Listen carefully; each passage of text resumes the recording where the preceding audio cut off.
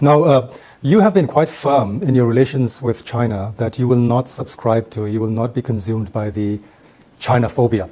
That seems to have consumed the rest of the world.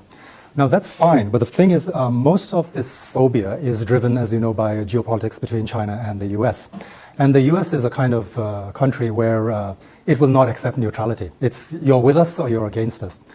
How does a country like yours, and your government in particular, how do you maintain a balancing act without antagonizing America, but at the same time forming your strategic partnerships? The intention is never to antagonize anyone, more so America. I mean, it's an important country, trading nation, and it's a superpower.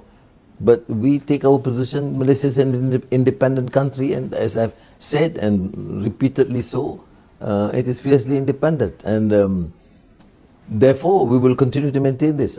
Thus far, we are able to navigate it well, but we shall see. But we are reaching a critical point, as you know how toxic geopolitics is at the moment, right? There's literally a campaign from the US and its allies to suppress China, to contain China, and there's a lot of vilification. Now, you have been quite pragmatic about doing business with China, which makes a lot of sense. So, considering all this, it's all about suppressing China tech. We know that. But that is not how it's presented in the rest of the world, especially in the Western-dominated narrative, right? So aren't you at least concerned? And now you have been quite, even to the point of being defiant, that Malaysia, you will do what's best for Malaysia. Are you not concerned about sanctions, about retaliation by America? They have given you hints before, right, if not threats. We continue to engage, but enough of this hectoring and condescending attitude. So far, the region, particularly ASEAN, seems to be generally smart, navigating based on our own interests.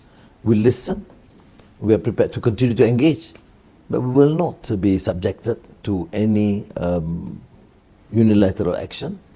And if they have compelling evidence to suggest that any company or any country is causing mischief, then all right, they should adduce evidence. But otherwise, we will not succumb to that sort of a pressure. It is no longer neo-imperialism or colonial rule. We are an independent nation, prepared to accept the stark new realities. What more during the post-normal times? I mean, it's precisely the issue. I'm not going to say is simple, but that seems to be our position. And thus far, we have not encountered serious problems. Where would you characterize your relations at this juncture regarding China? And what are your plans for future in terms of your partnership with China?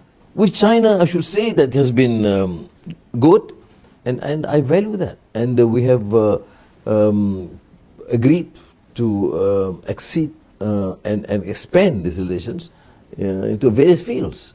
That will benefit, of course, both countries, but most of in Malaysia. And I would say that the relations has been great because China is willing to accommodate and listen, and they value this sort of friendship, frank exchanges, and we even make sure that our demands in terms of to protect our interests is met.